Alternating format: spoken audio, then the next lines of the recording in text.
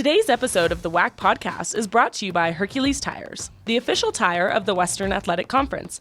Now here are your hosts, Eric Danner and Rachel Vigil.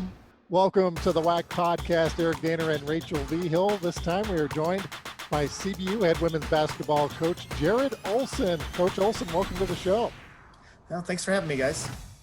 Coach, first off, congratulations on a big win on Tuesday night at Pepperdine. The team's playing really well. What were the keys to the victory last night? Last night we did a really good job rebounding the ball. It was basically rebounds and turnovers. We didn't turn the ball over. I think we were minus 11 on the turnover margin, which is good. And then I think we got about 75% of the defensive rebounds, which is really good for us. So it was all about rebounding the ball and then taking care of the ball, and made a few plays at the end, able to win. Literally just a few minutes before we hopped on this call, CBU women's basketball tweeted out that CBU leads the nation in assists and Ani Oleda is number 1 in the nation. So what emphasis do you put on ball movement in practice? I mean, we spend a lot of time, emphasizing that in practice. I mean, we do a large majority of our drills are just forcing people to move the ball, share the ball, trust their teammates.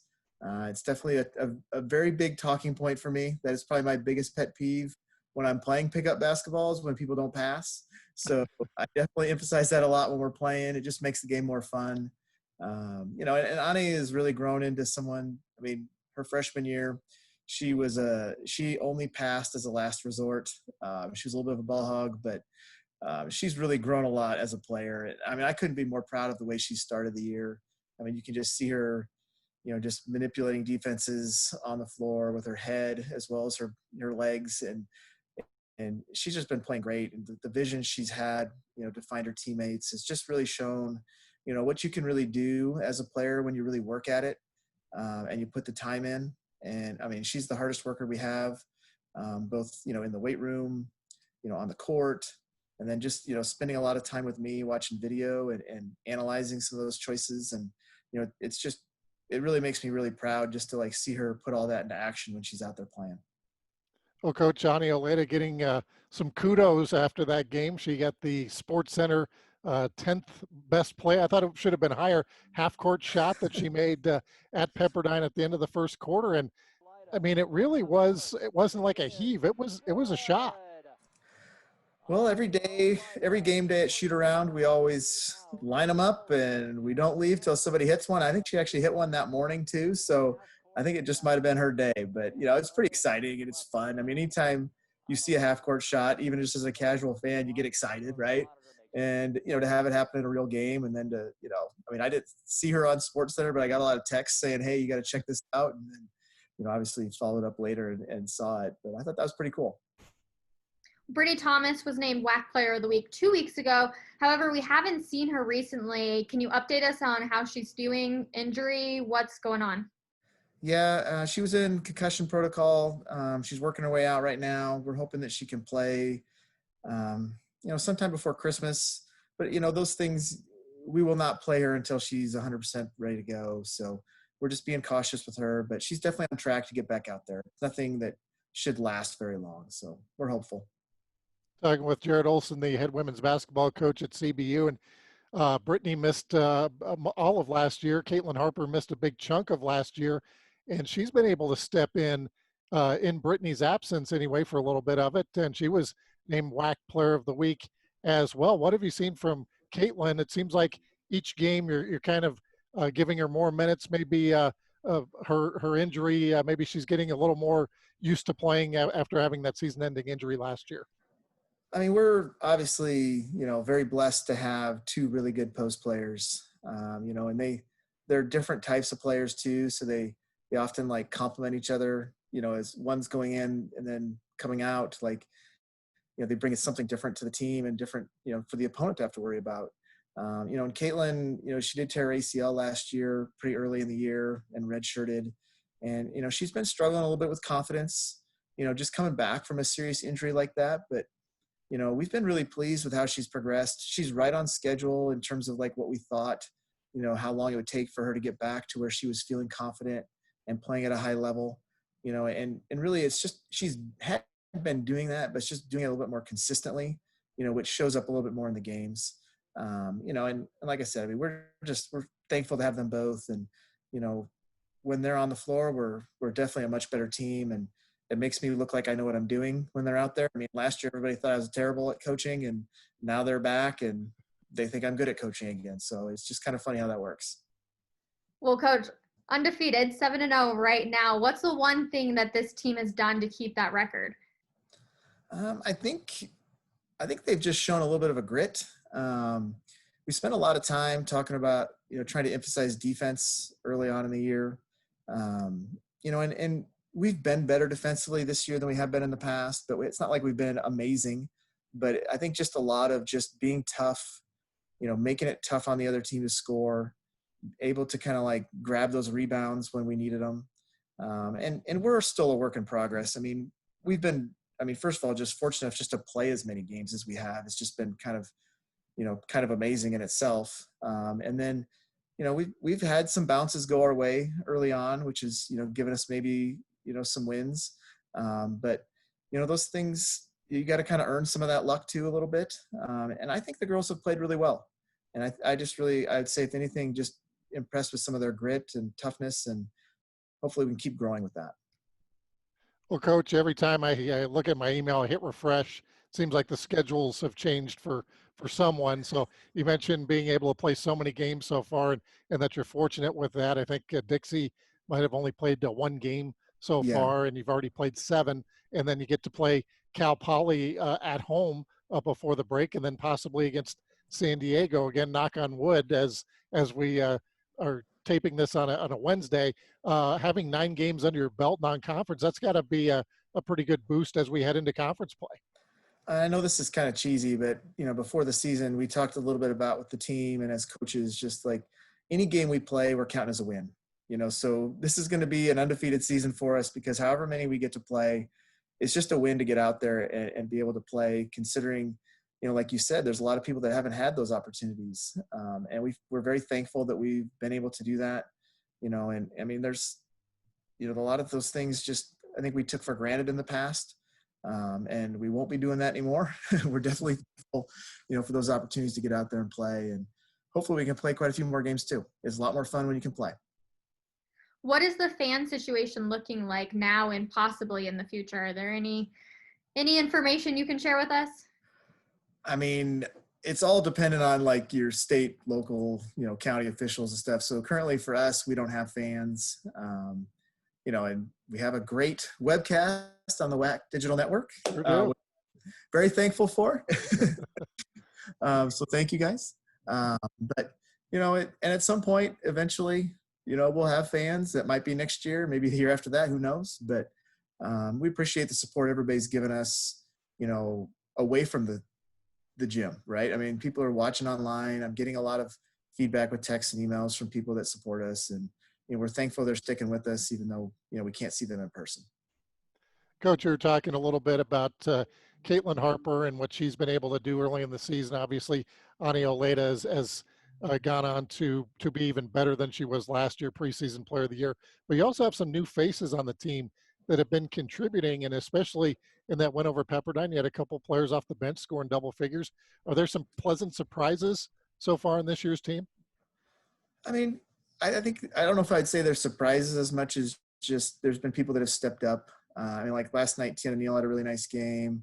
Nicole Avila Ambrosi has played really well at times, but I think we're pretty balanced, and I'm not surprised when someone comes in and makes a few shots or makes a few plays or does a good job on defense, because everybody on our team puts in the work in practice. They put the work in the weight room. And when they have their opportunities, they're ready to step up and take advantage of it. And, sometimes it works out better than others, but I have a lot of confidence in every kid we put in the game and everybody on our team. So it is happy. I feel very happy when they go out there and they perform well, because I know they've worked hard to get to that point. With there being no fans, how have you seen the bench and those new faces create that atmosphere for the girls that are on the court? We've had last night, actually, one of the officials was kind of reprimanding me for our bench being a little too loud and too, into the game, and I was like, dude, there's nobody else here. Like, let's just calm down a little bit. But, you know, Jason Flowers is an assistant coach for us, kind of put him in charge of the bench. You know, and it's not just him, but I mean, like Stacy, my other assistants, has done a good job with that too. But just creating an atmosphere. I mean, Georgia Dale is a returner for us that has not played because of injury, and I think she is the loudest person on our team by a mile on the bench, and just a great supporter of her teammates. And it just makes it more fun, you know, when people are into it. You know, I mean, I'm sure everybody wants to be in the game, but they're also happy for their teammates when they're doing well, you know, and that's the sign of a good team. And it's been a lot of fun so far. Coach, we open up WAC play January 8th and 9th, and you have Utah Valley right off the bat in the preseason coaches poll. You guys were picked 1, 2, depending on which poll you looked at, who was 1 and who was 2. And this year, playing Friday and Saturday back to back. How is that going to change your approach, or is it going to change your approach as you head into conference play? Well, I mean, I've never actually done it where you played the same team back to back, so I'm not exactly sure how that's going to go. You know, and obviously starting off with Utah Valley, that'll be pretty tough. I think they're going to have a really good team. I mean, they haven't played a ton either, you know, so I don't really know that much about them other than I know they were really good last year. And I mean, Dan's a really good coach, so I'm expecting them to be pretty tough. I think it's going to be a challenge for everybody though, just to play the same team back to back. That second game, I expect to be a little bit of a grind, because you're going to be very familiar with that team. You're going to spend all week, you know, practicing against what they run, and your scouts are going to be really good because you're going to be able to dig in pretty deep on it. And then I really think by that second game, you're going to see some kind of like slower pace, you know, lower scoring game, you know, probably a little bit more fouls than you want to see, just because people are going to be, you know, getting a little chippy, you know, seeing the same people over and over again. But at the same time, like, I mean, like I said, you know, if we can get out there and we can play, I think everybody's going to be pretty happy to do that. Coach, I ask players this question all the time, but I don't think I've ever asked a coach this. Is there one team in conference play that you look forward to playing every single year? Not really. Maybe that's just because we haven't been in the WAC that long yet, but it seems like there's new teams, you know, since we've been here. We've already added, you know, a couple new teams. And I mean, I think the league is going to be really good this year. I mean, you can see it with the non-conference stuff. You know, Grand Canyon's doing great. Like I said, Utah Valley's really good. You know, we've got, you know, new teams in Dixie and Tarleton. I think Chicago State's got a new coach that's doing well. Like, I think there's just a lot of upside right now in our conference. And I think every team you're going to play, it's going to be a challenge. And I would expect our conference RPI to be the best it's been in a few years, you know, after this season. I mean, obviously the COVID stuff throws a little bit of a variable into that, but I'm pretty confident that our league is on the rise, and a lot of great things are ahead of us. Coach, you did have some existing rivalries before the WAC with Dixie and with Grand Canyon, and I didn't do the math, and I was trying to figure it out in my head, but I would imagine you've seen Dixie State and their head coach previously, right?